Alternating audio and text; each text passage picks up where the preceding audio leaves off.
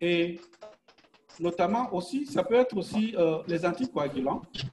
Ça, c'est les facteurs acquis. Les anticoagulants, la rétention d'un fœtus mort. En cas de mort fœtale in utero, lorsque le fœtus est retenu plus longtemps, les troubles de coagulation peuvent survenir chez la mère au décours du processus partant de ces fœtus morts.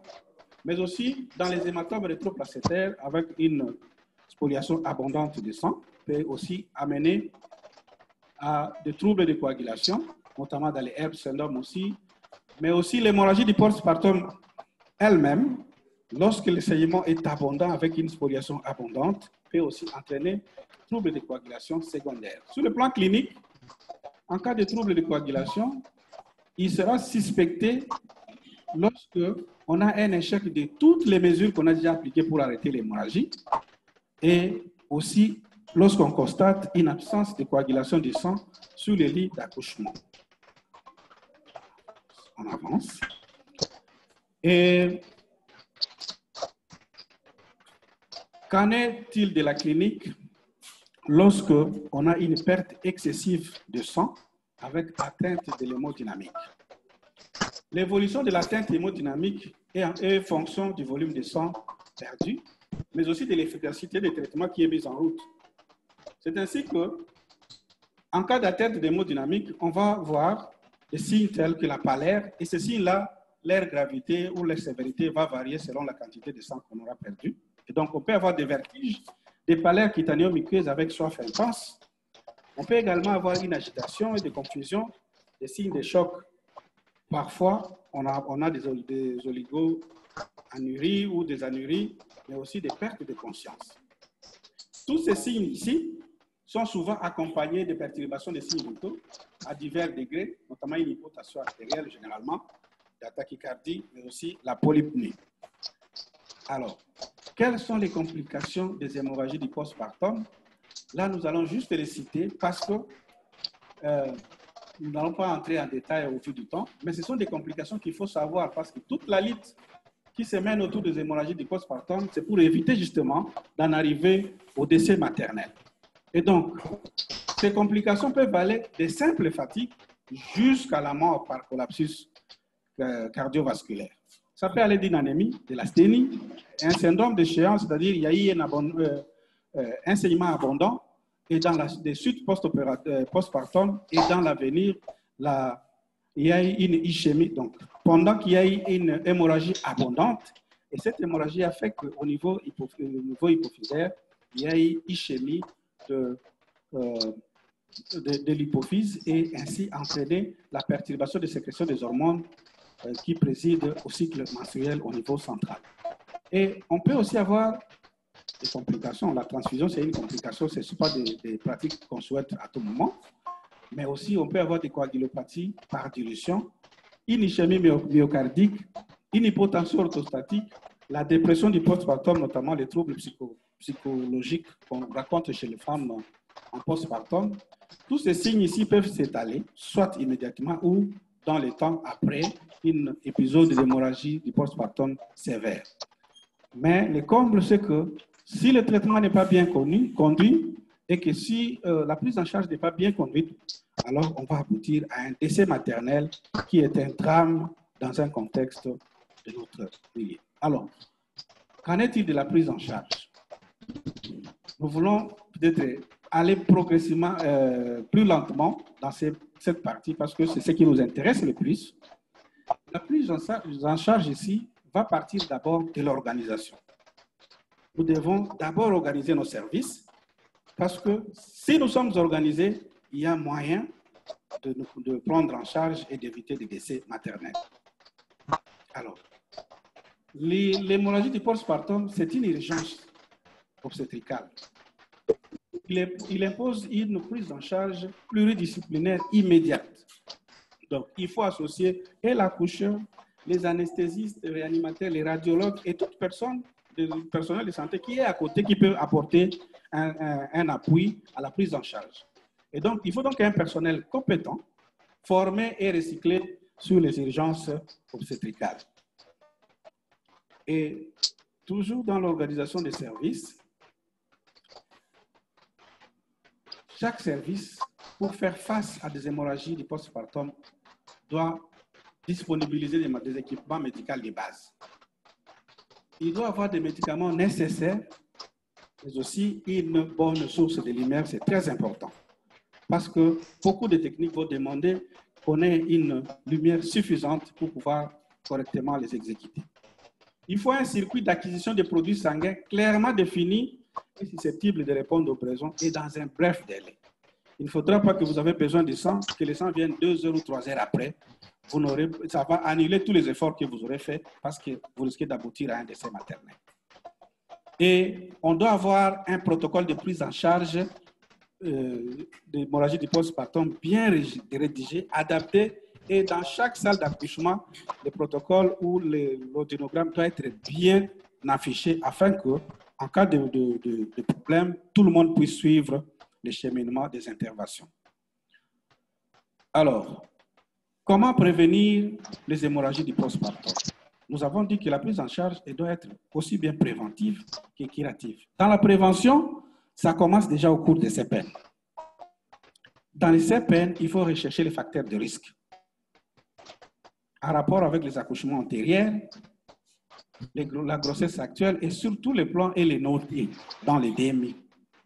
Pour dire que cette gestante a un antécédent de déchirure du col. Ça doit figurer dans les DMI. Elle a un antécédent d'hémorragie du postpartum. Ça doit figurer dans les DMI parce que ça permettra à l'équipe, le moment venu, de se prémunir, sachant qu'il y a des antécédents à risque. Aussi, au niveau des CPN, il faut dépister les anémies en vue d'une supplémentation en fer et en folate. Parce qu'une anémie, pendant l'accouchement ou pendant la période de travail, va encore aggraver une hémorragie du postpartum si celle-ci survenait. Et aussi, la dernière CPN devra être faite par l'équipe médicale qui va assurer l'accouchement. Ceci pour que l'équipe médicale puisse se préparer, parce que chaque accouchement doit être préparé. C'est ainsi qu'on recommande que la dernière CPN avant l'accouchement, avant la période prévue d'accouchement, doit se faire par l'équipe qui va diriger l'accouchement à la maternité. Alors, ça c'est pendant les CPN, mais maintenant lorsque nous avons admis la parturiente, qu'est-ce que nous faisons dans la salle de travail? Dans la salle de travail, la prévention va consister aussi à évaluer les risques d'hémorragie du postpartum, notamment en recherchant les gros utérus gravides. Nous avons évoqué parmi les facteurs de risque, mais aussi nous allons examiner les périnées pour nous assurer que c'est un périnée rigide ou qui peut être extensible, des cicatrices antérieures qui doivent être recherchées par un examen dans la salle de travail, mais aussi nous allons devant un travail qui est prolongé, nous devons nous préparer à gérer une hémorragie du postpartum qui peut survenir parce que c'est un facteur de risque. Mais aussi, devant toute rupture prématurée des membranes, nous devons aussi nous prémunir pour une éventuelle hémorragie du postpartum. Dans la salle de travail, il faut préparer l'accouchement suivant les risques qu'on aura évalués là-bas. Dès qu'on a un risque identifié, et donc l'accouchement doit se préparer sachant qu'il y a un risque, et tous les matériels et les équipements nécessaires doivent être mis en place afin qu'au moment opportun, qu'on ne puisse plus paniquer ni s'agiter. Et donc, les matériels et les médicaments nécessaires doivent être prêts. Il faut toujours prendre un abord venir. Ici, nous, au moins, nous avons l'habitude, toute femme, toute parturiente qui vient en sa maternité, la première chose, c'est mettre un abord venir avec un cathéter. Quel que soit son état, nous le gardons parce qu'à la fin, l'accouchement, on connaît comment ça commence, mais nous ne savons pas comment ça se termine. Donc, prendre un abord venir, faire des examens de laboratoire parce que le contrôle ultérieur va dépendre des résultats de ces examens préalablement faits. Bon, il y a des examens que nous pouvons faire ici parce que nous avons dit que nous devons contextualiser les actions.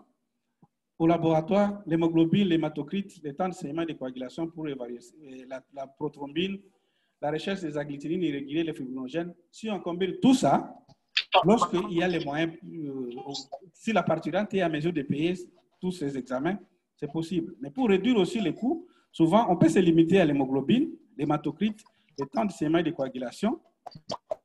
Et les restes ne peuvent être demandés qu'en cas de besoin. Parce que nous avons dit, comme vous avez vu dans les statistiques, les troubles de coagulation sanguine, ce sont des éventualités qui sont plus ou moins rares. Et donc, on peut épargner des grandes dépenses à la patiente en demandant les 4 premières là-bas qui peuvent déjà nous aider abondamment dans la prise en charge. Alors, pendant l'accouchement, quelle est la prévention qu'il faut suivre? Nous avons répété, il ne faut pas faire pousser une parturiente avant la dilatation complète. Ça arrive souvent quand le personnel est pressé, dit, allez, pousse. Tantôt, il n'a pas su évaluer correctement la dilatation ou l'évolution de l'effacement. Il peut faire pousser avant. Et là, pour prévenir des déchirures, évitez de pousser la femme avant la dilatation complète. Évitez les gestes injustifiés pendant l'expression de la présentation, parce que nous voyons souvent dans certaines maternités, lorsque la présentation est dans la vulve, il y a un doigt de l'accoucheur qui commence à circuler, à bouger. Vous êtes en train de fragiliser cette vulve-là et le risque de déchirure est important. Il faut plutôt protéger la présentation et le périnée correctement pendant le dégagement de la tête, mais surtout pendant le dégagement de l'épaule postérieure. Mais la prévention la plus importante et recommandée et obligatoire pendant l'accouchement reste la GATBA. Il faut faire la GATBA pendant l'accouchement. Pendant la 3e phase d'accouchement, il faut faire la dérivance par la GATBA. Alors, c'est quoi la GATBA? C'est une technique recommandée dans le cadre des soins obstétricaux d'urgence afin de réduire les risques de survenir des hémorragies du postpartum, notamment les hémorragies de délivrance. Et cette technique a fait ses preuves et est à mesure de réduire près de 60% des risques de mortalité par hémorragie du postpartum. Elle s'est faite en 3 étapes, nous les connaissons. Juste rappeler les étapes essentielles. Nous parlons de l'ocytocine, traction contrôlée du cordon et les massages transabdominaux. Et donc, l'ocytocine, 10 unités internationales en IM, immédiatement après la sortie du nouveau-né ou la sortie de l'épaule antérieure. La traction contrôlée ou douce du cordon en faisant une contre-traction sur l'utérus pour éviter justement de tirer le fond utérin et entraîner une inversion utérine possible. Et puis, lorsque vous avez fini la traction contrôlée du cordon et que le placenta, vous l'avez complètement sorti, il faut l'examiner pour s'assurer de son intégrité. S'il n'y a pas de cotylédones qui sont restés, s'il n'y a pas de quipules au niveau du placenta, pour s'assurer que l'utérus est resté vide. Et ensuite, faire les massages abdominaux, transabdominal du fond utérin jusqu'à l'apparition du globe utérin à ce rythme qui est donné là-bas toutes les 15 minutes pendant les 2 premières heures. C'est juste une illustration de l'extraction du cordon par GATBA. Alors, les traitements que nous avons évoqués, toutes les mesures que nous avons évoquées là, ce sont des mesures préventives, mais sur le plan curatif, là, le traitement va être plus étiologique.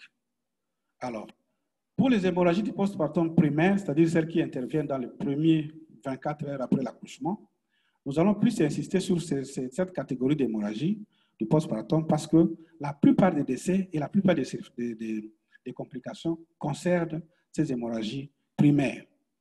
Et le protocole de conduite doit être chronométré, coordonné, maîtrisé par les intervenants. C'est-à-dire, lorsque nous sommes devant une hémorragie du postpartum primaire, la conduite des intervenants doit être coordonnée. On doit avoir un protocole préétabli que tout le monde suit pour éviter des gestes intempestifs, pour éviter des agitations. Tout le monde doit savoir ce qu'on doit faire, quoi après quoi. Voilà. Et donc, ce protocole va comprendre les diagnostics et l'évaluation rapide de la gravité de l'hémorragie, mais aussi la prise en charge, comme nous l'avons dit, suivant l'étiologie. Alors, ce traitement étiologique va faire appel à 3 éléments essentiellement. Nous aurons recours aux manœuvres obstétricales, quelques manœuvres pour arrêter cette hémorragie du postpartum. mais aussi l'usage des hétérotoniques. Et si toutes ces manœuvres antérieures ne réussissent pas, notamment les manœuvres obstétricales et l'usage des hétérotoniques, malheureusement, on arrive parfois à faire une chirurgie qui peut être conservatrice ou radicale pour sauver la vie de la mère. Alors, toutes ces manœuvres ou toutes ces conduites doivent être systématiquement associées aux mesures de surveillance et de réanimation pour maintenir la volémie. Alors, quelles sont ces manœuvres? Nous allons les parcourir un peu rapidement. S'il y a une rétention placentaire des débris ou des débris ou des caillots sanguins, à ce moment-là, nous allons procéder par un retrait manuel du placenta, lorsqu'il y a rétention du placenta, ou alors une révision utérine par curage. Ainsi, nous pouvons déjà évacuer la cause de l'atonie et ainsi obtenir l'hémostase. Voilà, c'est une illustration du retrait manuel du placenta. Et là, le cordon ombilical, c'est le fil conducteur. On suit le cordon ombilical et on décolle progressivement le placenta jusqu'à l'extérioriser.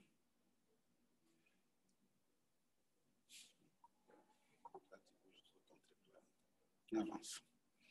Et après extériorisation, il faut contrôler encore le placenta pour l'examiner correctement, voir s'il n'y a pas de mise en route. Si, après vacuité utérine, on constate qu'il y a toujours persistance de l'hémorragie, à ce moment-là, on peut procéder soit au massage transabdominal de l'utérus, soit à la compression de la aorte abdominale, soit à la compression bimanuelle de l'utérus ou au ballonnement intra-utérin par des dispositifs qui sont là, soit les préservatifs, ils sont des follets ou les ballonnets des bacries. Il y a plusieurs autres techniques que nous n'avons pas voulu évoquer, notamment l'embolisation, la radiographie interventionnelle ou le port de pantalons anti-choc.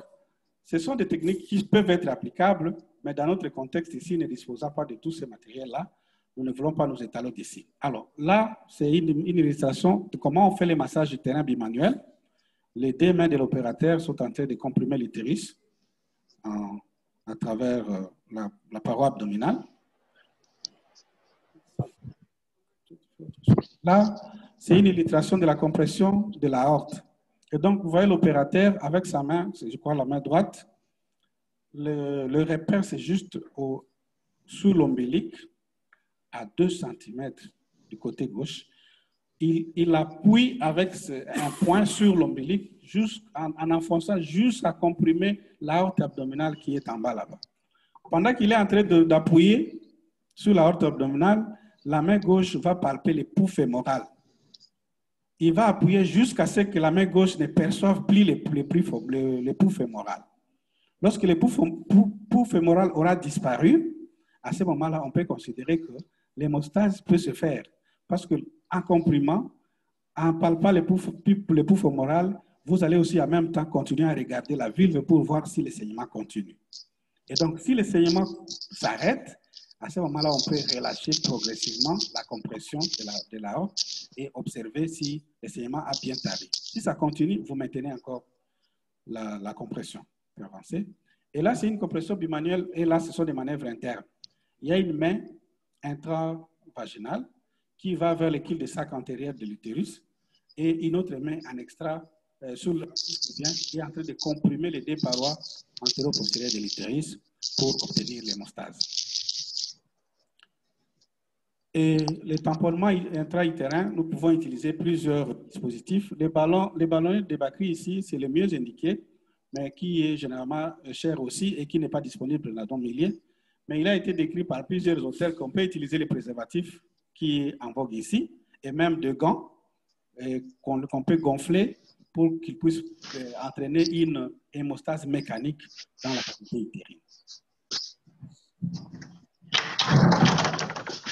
En dehors des manœuvres obstétricales que nous avons brièvement décrites là-bas, on peut recourir à l'usage hétérotonique.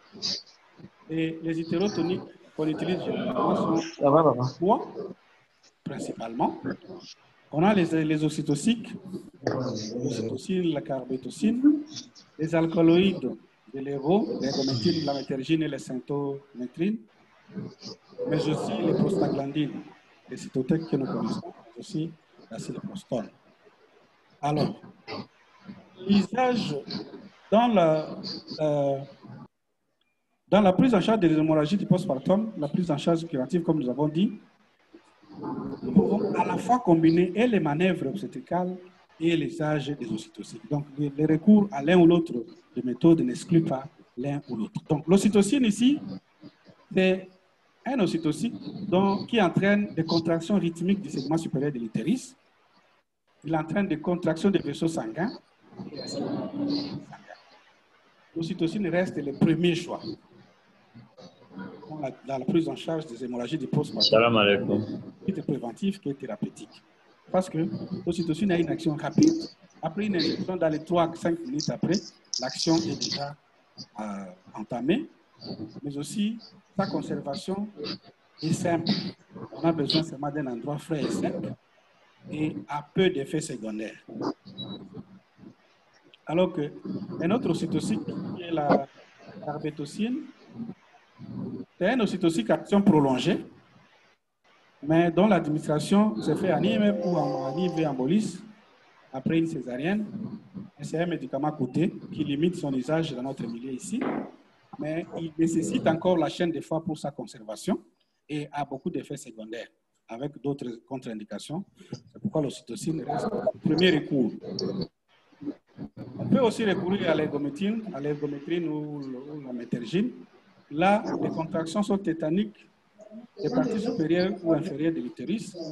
Et l'action dans les 5 de l'administration. Et elle a une action longue, jusqu'à 2 heures. Et elle a une facilité d'entreposition et de conservation. Les effets secondaires sont les nausées et les vomissements. Et donc, la métergine reste aussi d'usage. On est de plus en plus en train de se réserver à cause des effets hypertensifs que ça peut donner. L'autre hétérotonique qu'on utilise, c'est notamment les prostaglandines, et ici, les misoprostol. Il entraîne une vascularisation et la construction du muscle utérin. Il peut être administré par voie orale avec un effet prolongé. Et il peut être aussi donné pendant la GATPA à la place de l'ocytocine. Et l'épée coûteux, il est dans les marchés, il est accessible à tout le monde. Et la conservation ne pose pas de problème et il a quelques effets secondaires minimisés. Alors, si on a recouru aux manœuvres obstétriques, on a utilisé les ocytocines, le saignement ne s'arrête pas. À ce moment-là, nous recourons à et le choix de la technique va être basé sur les antécédents obstétricaux. Il faut quand même tenir compte de la parité, par exemple, de la gestante ou de l'accouchée, mais aussi de l'importance de l'hémorragie et surtout aussi de l'expérience du chirurgien. Et ce traitement chirurgical peut consister à une chirurgie conservatrice, peut faire une ligature vasculaire, peut ligaturer les artères ou les artères hypogastriques. Mais la chirurgie peut être parfois radicale où on va faire une hystérectomie d'hémostase. Alors, ici, la ligature des vaisseaux, la ligature de l'artère utérine par voie vaginale. Donc, il y a, comme vous le voyez, des pinces qui tiennent les deux lèvres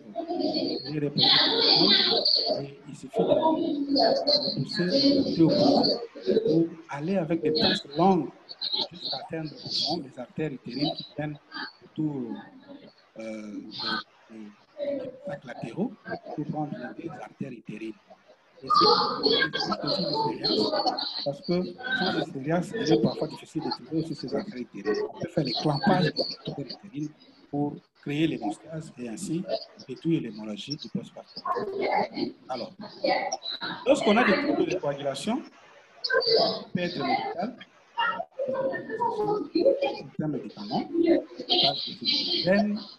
mais aussi dans notre milieu, c'est conseillé de donner du sang total. À ce moment-là, on peut résoudre le problème.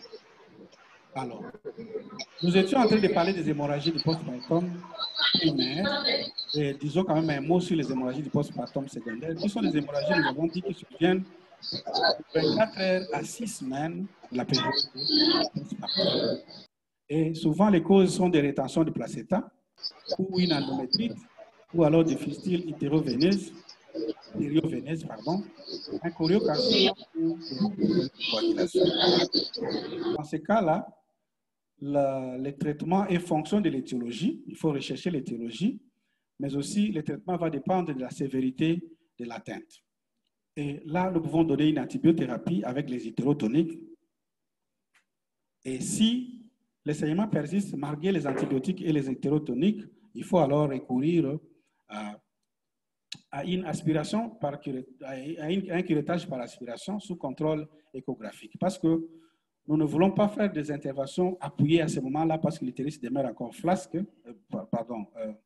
friable et fragile au risque de perforation ou d'autres traumatismes supplémentaires. Alors, nous avons ici résumé un peu les différents cheminements que nous pouvons faire en cas d'hémorragie du postpartum. Nous disons que la première chose à faire, lorsque vous constatez qu'il y a une hémorragie anormale pendant l'accouchement, c'est de faire appel. Parce que la prise en charge, nous avons dit, elle est multidisciplinaire et elle nécessite plusieurs mains parce qu'il y a plusieurs choses à faire. Il faut toujours faire appel de toute personnel de santé qui est à côté. Il peut vous aider. Et nous le faisons bien ici. Souvent, de toutes parts, tout le monde intervient pour que les choses marchent et ils viennent vraiment nous épauler en maternité là-bas. La deuxième chose, il faut mettre en route les mesures de réanimation et de soins intensifs. Là, Dr Igor s'y connaît très bien. Il faut chercher ce qui peut tuer les malades, comme Dr Igor veut bien le dire. Il faut trouver un abord veineux et des solutés doivent être disponibles et tout autre matériel nécessaire. Mais aussi, lorsque vous constatez d'emblée qu'il y a une hémorragie dont l'abondance continue à aller, il faut lancer immédiatement la procédure de transfusion. C'est pourquoi les laboratoires doivent être à côté. Parce que ces choses-là doivent être déjà en cours pendant que vous serez déjà en train de commencer à intervenir. La deuxième chose, bon, si pas la quatrième, il faut rechercher maintenant la cause de l'hémorragie du postpartum. Est-ce que c'est une atonie? Là, nous palpons l'utérus pour voir si l'utérus est flasque, mou ou comment. Est-ce que l'utérus est vide? Est-ce qu'il y a une déchirure des parties molles? Est-ce qu'il s'agit de troubles de coagulation? Toute cette évaluation-là s'est faite dans les minutes qui viennent. Ça ne prend pas de temps. Il faut évaluer directement pour pouvoir prendre en charge suivant la cause qui sera déterminée. Ce n'est qu'après que vous allez maintenant intervenir en suivant la cause. Et on peut alors recourir soit aux manœuvres obstétricales, soit à l'usage des ocytociques, soit à une transfusion sanguine, ou alors, si toutes les mesures ne tiennent pas, il faut y aller par une chirurgie qui peut être conservatrice ou radicale. Voilà, malheureusement, les écrits ne sont pas très bien visibles, mais nous avons élaboré ce diagramme de décision qui nous permet et les médicaments, et les doses, et les actions à mener. Et ça, peut-être nous allons le fixer après, bien sûr, rapport des autres à la maternité pour affiche, pour qu'on sache les différentes interventions chronométrées et à faire suivant un ordre précis. On en pense, oui.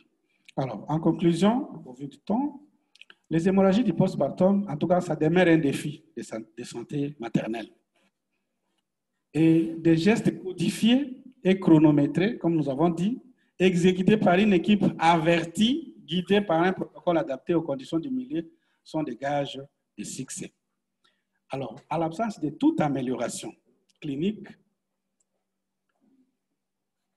doit motiver une intervention chirurgicale d'hémostase suffisamment tôt avant que le pire n'arrive. Et donc, lorsque nous avons mis en route toutes les autres mesures et que nous constatons que l'hémorragie se poursuit malgré les efforts, avant que le pire n'arrive, il faut vite prendre la décision de faire une chirurgie qui sauve la vie de la femme. Ainsi, nous avons lu quelques auteurs pour constituer ceci. Alors, il s'agissait essentiellement d'un échange, parce que nous tous, pour la plupart, nous avons été confrontés à ces hémorragies du postpartum qui sont un problème dans tous les hôpitaux du monde, bien que l'ampleur est plus grave ici chez nous. Et donc, chacun peut avoir une contribution, ou chacun peut avoir un ajout, ou alors des questions d'éclaircissement. Et j'ai dit, et je vous remercie.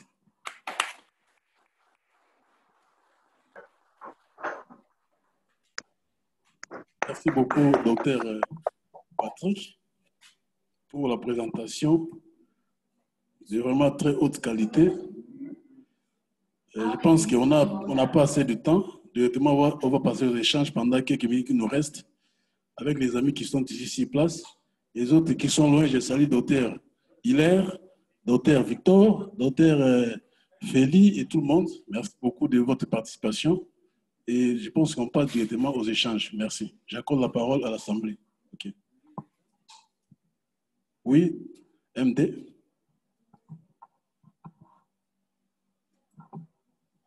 Merci beaucoup pour la parole accordée. Je remercie et je félicite le docteur Bounamé pour sa présentation qui nous a beaucoup édifiés. Cependant, il y a quelques interrogations que sa présentation a levées dans notre esprit.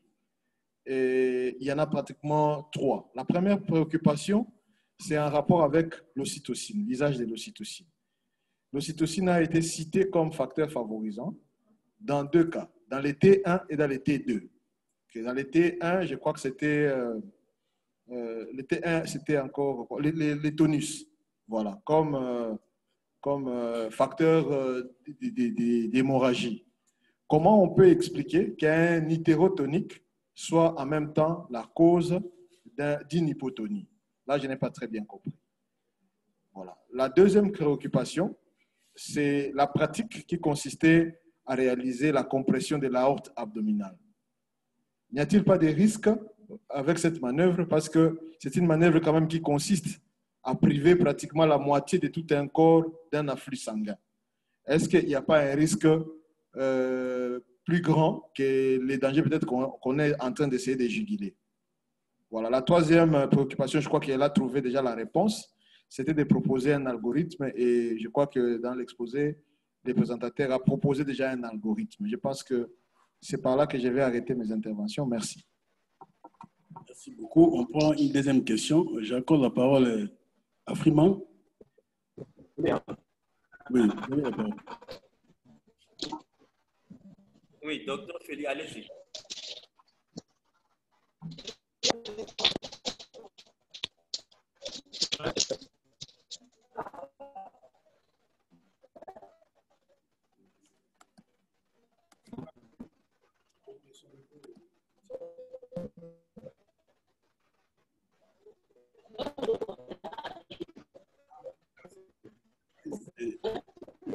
Les micros. Les micros. Allez, le micro, oui.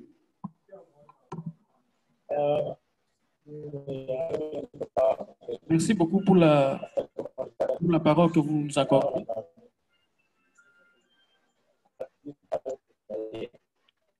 J'avais pratiquement 3 petites préoccupations en rapport avec la CPN.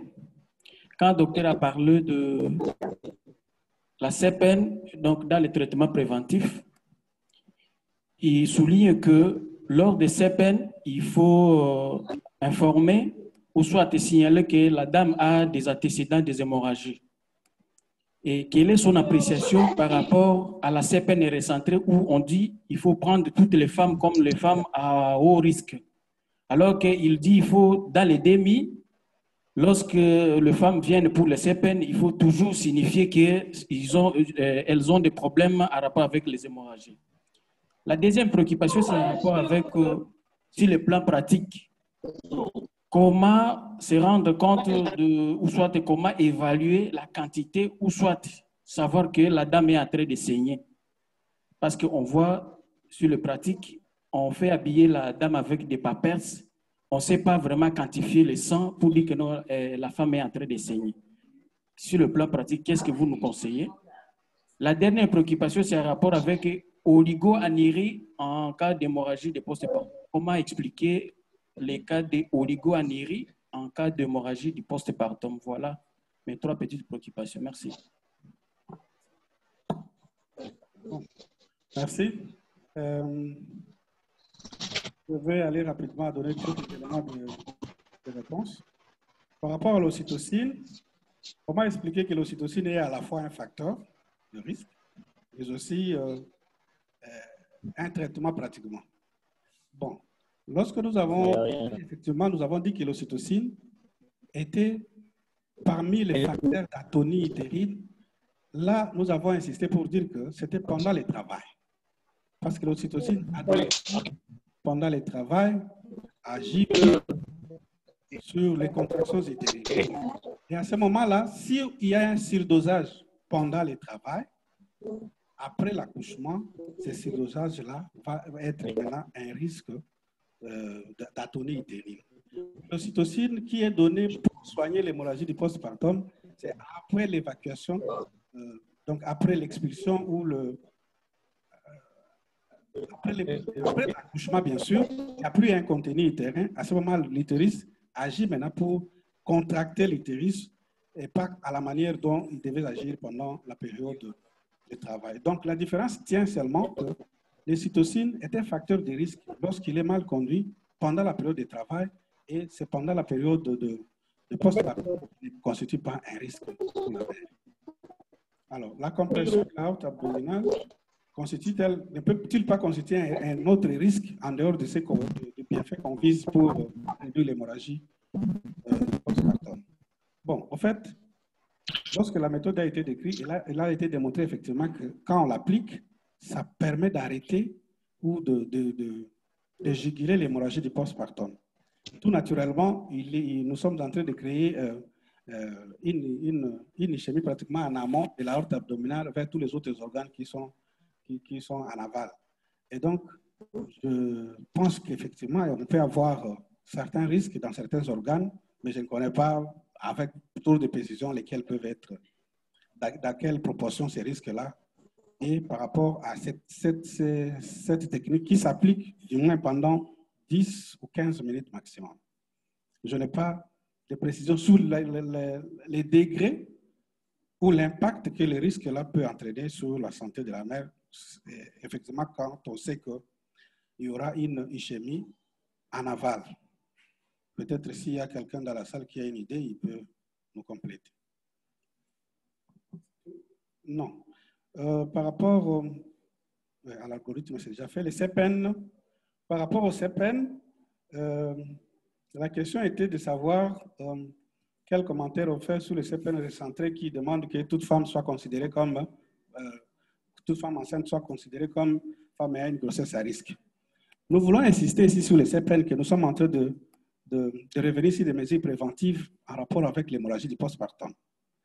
En principe, tous les antécédents morbides doivent se retrouver dans le dossier du malade pendant la CPN. Tous les antécédents. Mais ici, nous avons insisté sur ces aspects-là en rapport avec l'hémorragie du postpartum pour que l'opérateur qui sera pendant l'accouchement puisse se prémunir, sachant qu'il y a des antécédents déjà morbides à risque d'hémorragie du postpartum chez cette dame-là. Et donc, il n'y a pas de contradiction à ce niveau. Il faudra seulement que vous puissiez insister par rapport aux hémorragies du postpartum que les facteurs de risque soient mentionnés pendant les CPN. Alors, comment évaluer sur le plan pratique la quantité de sang perdu? Et nous avons insisté dans la présentation pour dire que l'évaluation est souvent parfaite. Le problème, ne peut pas recueillir complètement la quantité de sang perdu. Parce que déjà, lorsque nous dirigeons l'accouchement,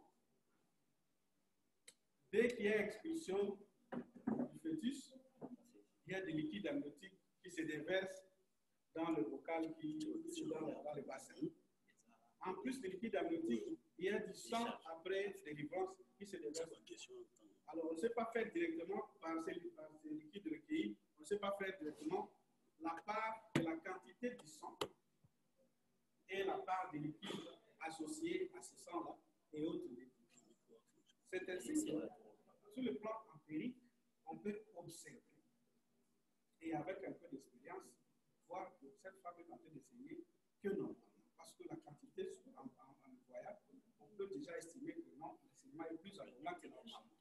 Mais alors, sur le plan objectif, il faut doser les protéines, doser les macrophytes, comme nous avons dit, et faire un contrôle lorsqu'on voit un segment de plus en plus abondant pour voir quelle est la perte effectuée par rapport à l'examen fait au départ. Mais aussi, l'évaluation objective voudrait que nous puissions, à chaque accouchement, utiliser des compresses. Pendant les saignements, nous tamponnons avec les compresses et nous conservons ces compresses-là. Et nous allons maintenant les baiser à la fin.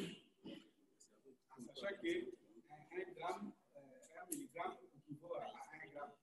Et alors, à ce moment, nous pouvons dire que la personne a perdu 1 millilitre, 10 millilitres de sang. Et ce serait la manière la plus objective. Même alors, quand on utilise la compresse, il est toujours difficile de récolter tous les sangs qu'on a eu pour pouvoir évaluer correctement. Et donc, l'évaluation reste empirique à la vision, mais aussi par rapport aux paramètres de l'hémogramme qu'on pourra prendre pour évaluer les pertes qu'on voit. Et par rapport au oligo-anurie, ou l'anurie, ça, ce sont des signes d'hypovolémie qui a atteint le rein, donc une insuffisance rénale qui se manifeste et qui peut entraîner l'oligo-anurie. Merci beaucoup. Bon, je voulais répondre à quelques questions des amis qui ne sont pas ici, hein, sinon ils vont voir comme s'ils sont isolés. Il y a Dr Yuma qui est en Centrafrique, qui veut savoir, avec la problématique de la chaîne du foie chez nous ici, qu'est-ce qu'on peut faire dans notre contexte. Avec la problématique de la chaîne de foie, ça pose. Viens ici, puis si les micros, il y en a pas. Avec la problématique de la chaîne de foie, ça pose effectivement problème. Parce qu'il y a certains ocytocines, comme celle qu'on a citée ici, qui nécessitent que le médicament soit gardé à une température de 4 à 8 degrés Celsius pour qu'il garde son efficacité. Mais à cause des problèmes d'électricité, nous ne savons pas maintenir cette chaîne de foie jusqu'au bout. C'est ainsi que nous recourons aux ocytocides qui ont une moindre contrainte par rapport à la conservation de la chaîne de foie. Notamment l'ocytocine que nous avons dit, bon, il nécessite aussi une certaine température, autour de 8, mais au moins s'il est conservé à frais, mais aussi de plus en plus le prostaglandine, notamment le cytotec, qui n'a pas une exigence par rapport à la chaîne de foie que nous pouvons utiliser. Mais les efforts doivent être faits pour que finalement, on ait la possibilité de maintenir cette chaîne de foie pour arriver à une efficacité de ces médicaments. Nous les constatons même en pratique clinique.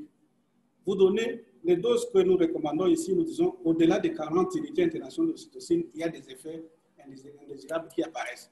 Mais ici, on peut donner jusqu'à 60, 80, on ne voit rien. Ce n'est pas parce que l'ocytocine, là, n'a pas produit ses effets secondaires, mais c'est la conservation qui pose problème dans nos milieux. Et même l'efficacité. Nous constatons même, dans certaines hémorragies, vous donnez des ocytocines, vous les répétez, mais l'action ne suit pas. Ce n'est pas parce que le médicament peut-être est de mauvaise qualité, c'est peut-être la conservation justement. Et donc, il y a un effort à faire justement pour arriver à disponibiliser, à rendre disponible l'électricité, qui est le problème principal, pour pouvoir conserver les médicaments à température voulue et exigée. Merci beaucoup. Docteur Hilaire, ici, toujours au Sénégal, je pense, qui a posé la question, qui veut parler. Parlez, docteur. Oui, bonjour. Bonjour. Je voulais juste remercier beaucoup et féliciter Dr Patrick Bounamé de son exposé vraiment exhaustif. Bon, je n'ai pas beaucoup à dire puisqu'il est doué en matière. Et surtout, je voulais aussi parler à propos de la prise en charge du nouveau-né qui va naître dans de telles conditions d'hémorragie du postpartum, surtout les cas de placenta previa aussi recouvrant, et surtout que cet enfant qui va naître et qui aura les problèmes liés à l'anémie. Et quand nous voyons l'anémie, et comment on va faire pour les réanimer, c'est la première chose. On doit aussi se préparer, comme on se prépare pour la mère, on doit faire les mêmes choses pour le nouveau-né qui va naître. Donc, on doit disponibiliser les matériels aussi. Donc, on doit avoir une source d'oxygène, puisque si l'enfant aussi, le saignement chez la mère et l'enfant aussi va avoir carence en oxygène. Donc, déjà, il faut disponibiliser source d'oxygène en permanence. On doit avoir l'ambi aussi, ça doit être là. Et on doit aussi avoir le glycomètre. Dès que l'enfant est né, ce sera un enfant qui sera hypotonique.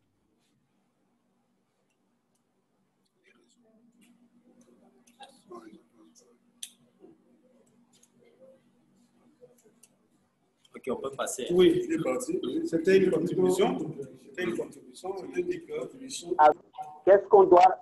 Oui, oui, c'est une contribution que je suis en train de faire. Donc, on doit prendre, dès que l'enfant est né, évaluer. La première chose à évaluer, c'est l'hypotonie. L'hypotonie et le corriger ça vite. Cet enfant qui est hypotonique suite au saignement chez la mère peut avoir une hypoglycémie. Dès qu'il est né, la première chose, c'est prendre son dextro et aussi corriger l'hypoglycémie. Et aussi rompre les cordons entre la première et la troisième minute. Donc, il faut couper les cordons entre la première et la troisième. Le tesson.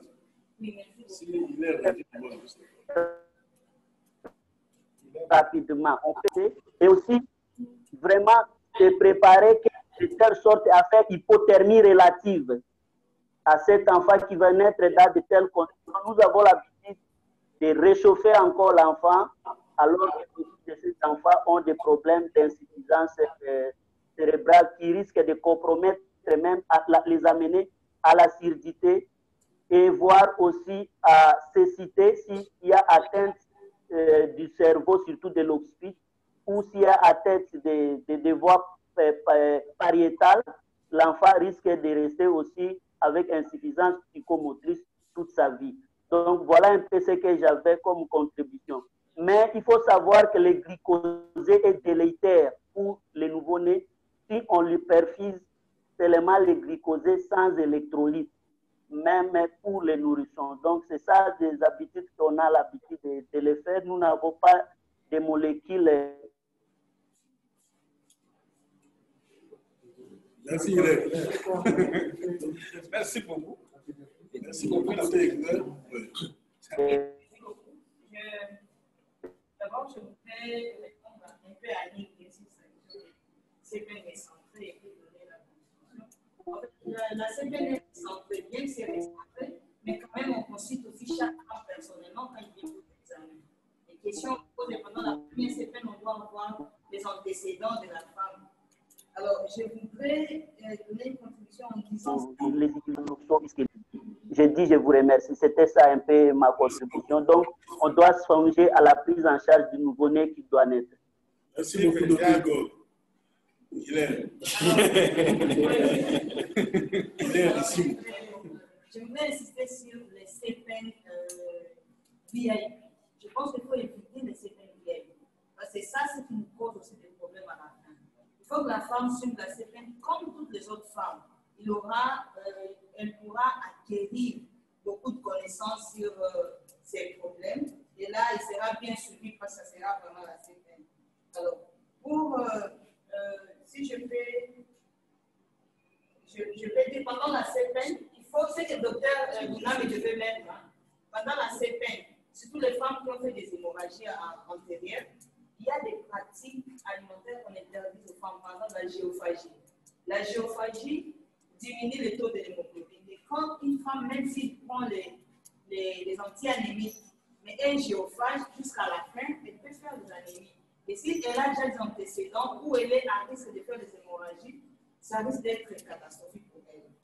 On interdit aussi aux femmes de prendre les féfoles avec les tanins.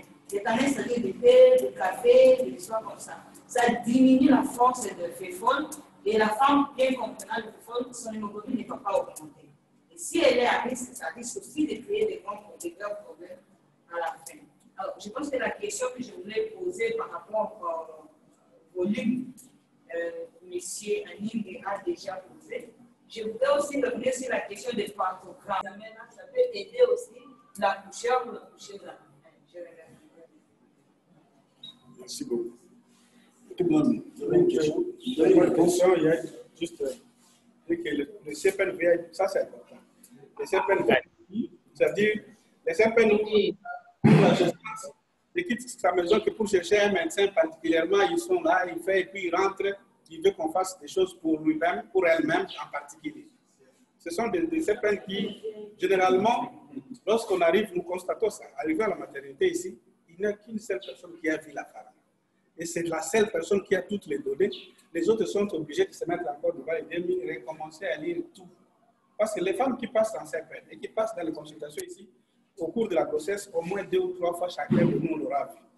Et il est facile à ce moment-là de partager les connaissances et les responsabilités pour sa prise en charge. Mais lorsqu'elle n'est vue que par une personne jusqu'à la fin, et le jour où elle vient pour l'accouchement, la personne là n'est pas là, celui qui est là a des difficultés pour les soigner. Et souvent, ces femmes-là n'ont pas eu certaines instructions. Ils viennent là-bas démunis de certaines choses qu'elles devraient avoir. Et ça pose problème dans leur prise en charge. C'est pourquoi nous recommandons toujours, même si les malades ou les femmes ont cette leur préférence, et les médecins qu'elles préfèrent doivent chaque fois, après sa consultation, les référer dans les services de CPN. Souvent, elles les acceptent si on leur propose. Elles vont là-bas, et puis elles peuvent revenir dans les rendez-vous des médecins. Au moins, à ce moment-là, elles pourront bénéficier de ce que tous les autres ont. Voilà. Les examens, si je l'ai dit, limité à quelques examens, c'est par rapport au coût, mais les personnes à risque, il est important d'ajouter les autres examens nécessaires. Merci pour la parole. Nous félicitons encore le docteur Bounamé. Ma question, c'est par rapport à l'hématocrite. Je vois dans la définition de l'OMS que vous avez donné par rapport à l'hémorragie de la force, on a insisté sur l'hématocrite. Je vois le plus souvent ici, on a tendance à demander plus d'hémoglobine que l'hématocrite. Je ne sais pas pourquoi l'OMS a beaucoup insisté sur l'hématocrite. Alors, cette question, elle est vraie, mais les 2 examens, nous devons les demander. Surtout lorsque nous avons dit dans la prévention, lorsque la femme est en travail. Dès qu'elle arrive à la maternité, demander l'hémoglobine et l'hématocrite. Ça va nous servir de comparaison après un examen de contrôle s'il y a hémorragie pour apprécier la sévérité ou le volume de sang perdu. Alors, maintenant, lorsqu'il y a déjà hémorragie et que vous voulez faire les tests hématologiques, faites à ce moment-là en priorité l'hématocrite. Parce qu'avec une hémorragie abondante, donc une perte sanguine abondante, il y aura plutôt une concentration. Si on prend l'hémoglobine, vous risquez d'avoir des chiffres élevés, alors qu'en réalité, la personne n'a pas ces quantités d'hémoglobine données. C'est pourquoi l'OMS insiste sur le fait qu'il faut faire l'hématocrite absolument, surtout lorsqu'il s'agit d'un examen de contrôle. À ce moment-là, on sait bien apprécier de façon objective la quantité de sang perdu. Merci beaucoup. On est à la fin. Est-ce qu'il y a encore d'autres questions? Moi, je voulais dire à Dr. Patrick, je pense que la manœuvre que vous avez montrée ici, je ne sais pas si ça peut être indiqué pour une personne qui a des constructions différentes. Vous allez voir une grosse dame comme ça, vous commencez à comprimer pour arriver à la haute. Je ne sais pas comment ça va arriver. C'est très important, parce que si ce n'est pas bien, déjà pour pratiquer ça, vous allez faire plus du mal que du bien. Mais comme vous avez dit aussi 15 minutes, si on comprime la haute abdominale pendant 15 minutes,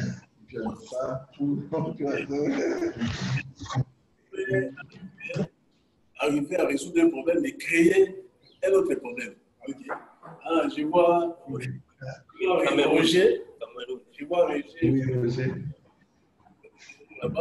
Alors, nous vous remercions. Je ne sais pas, Patrick, s'il a un mot à dire avant que nous puissions. Oui. Bon, la seule chose que je peux dire, parce que les exposés comme ça ont un objectif, surtout dans notre contexte ici. Et nous devons veiller d'abord à la prévention. Comme nous avons insisté, c'est une consultation, mais lorsque la parturiente arrive, veiller à ce que tous les examens nécessaires, notamment l'hémoglobine, l'hématocrite, dans des saignements de coagulation, ça au moins toute femme peut payer. Veillez au moins qu'on ait ces examens-là, dès qu'on l'a admis avant l'accouchement. Veillons mettre un cathéter comme on le fait, toujours. Même si elle vient en train de rire, de danser, veillons mettre un cathéter. On connaît comment le travail commence, on ne sait pas comment il va terminer. Toujours mettre le cathéter. Et aussi, l'accouchement se prépare. N'attendons pas qu'il y ait expulsion de fœtus pour dire faites ceci. Ça doit se préparer avant.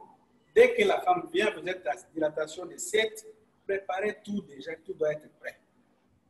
Pour que le moment venu, on n'ait qu'à prendre les éléments déjà bien préparés. Ceci se résume en une conscience professionnelle. Quand on a une conscience professionnelle, parce que nous sommes là devant des vies à sauver. Et la mortalité maternelle, c'est la pire des choses qui peuvent arriver à un hôpital. Donc, faisons un effort pour, avec des petits gestes, avec un peu de conscience, nous allons sauver beaucoup de vies et surtout éviter les décès d'une femme qui est venue donner une vie. J'ai dit. Merci beaucoup. Nous sommes à la fin. Nous encourageons et nous félicitons ou encore nous remercions les amis qui sont en ligne. Je vois Dr Hilaire Lissimo. Je vois Dr Patrick Mpiana. Je vois Dr Roger, Dr Lissimo au Cameroun, j'ai déjà dit, Dr Feli en Afrique du Sud, Dr Mutombo ici à Lubunga. Je vois beaucoup d'amis, vraiment. Nous sommes encouragés pour Dr Victor, j'ai oublié, Olela, Dr Hills, tout ça. Nous sommes encouragés par votre présence. Nous pensons que ça sera toujours comme ça dans toutes les présentations, puisque vous nous avez encouragés. Nous aussi, nous allons continuer à nous encourager parce que c'est comme ça qu'on évolue. Oui, je salue Dr Victor et Olela. Et vraiment, merci beaucoup au Sénégal. Nous vous attendons. Nous sommes ici sur place, mon cher. Donc, merci beaucoup.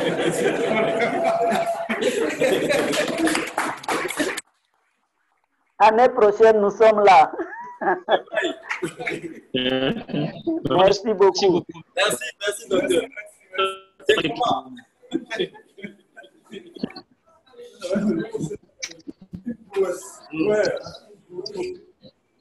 C'est très, très intéressant. Félicitations à l'équipe. Félicitations. Merci à vous aussi. Préparez aussi des exposés. Vous pouvez aussi exposer en ligne. Merci. Oui, c'est très bien. On va le faire. Docteur Hilaire, est-ce oui? que vous pouvez nous proposer un thème en néonatologie? Oui, c'est faisable, mais sauf que ce jour ici, j'ai deux modules, j'ai deux masters en ligne, quoi. Ça me prend du temps. Ok. J'ai fait un master en cardio-pédiatrie à l'Université de Bordeaux et l'autre master de neuropédiatrie sur place. Là, je suis aussi à cardio, beaucoup d'exigences. Les amis sont en vacances, mais néanmoins, dès que j'ai l'espace d'état, je vais préparer aussi un sujet pour vous présenter. Okay. C'est très intéressant. Ok, même ce n'est pas vraiment... Docteur Olé là aussi, si vous avez des difficultés, vous nous signalez avant. On va les planifier. Oui. Faire un zoom. Ok. Oui. Je prends le on va discuter. Ok, merci beaucoup. À la prochaine. Merci. Merci. Docteur Patrick Baye.